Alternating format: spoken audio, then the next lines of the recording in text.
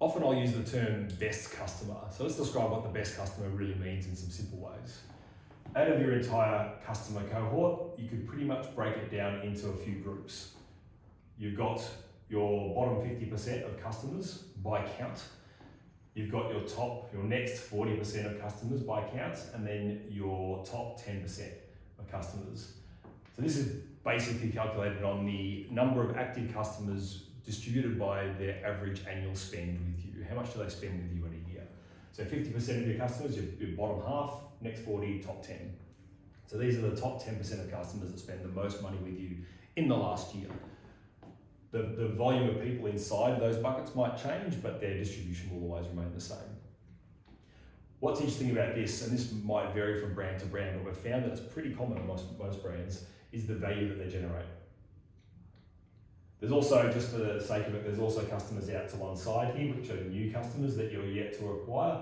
And down the bottom here, you've got this idea of guest customers that generate you money, but you don't know much about them because they don't track their transactions against a known customer record. So here, what we're interested in is, this is the count of customers, but what we're going to find is the value.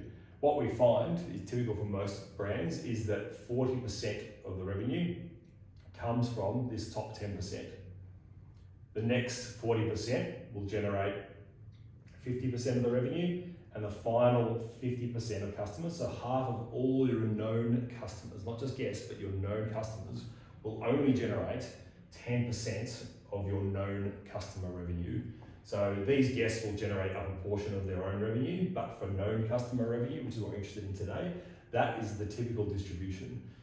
The reason why this is important is because when you're deciding what to do, when you start saying things like most customers won't do this or won't engage with initiative that, anything where you're making decisions about the quantity of customers, I just urge you to think carefully about whether you're worried about these customers or these customers. If a very small number of customers choose to engage with a particular initiative, a customer experience initiative that you develop, and most of those customers reside in this portion, then it's worth doing because they represent a significant portion of your revenue. Especially when you deal down into this area of the top half of this next most valuable customer group, you're going past 50-60% of your revenue in that respect.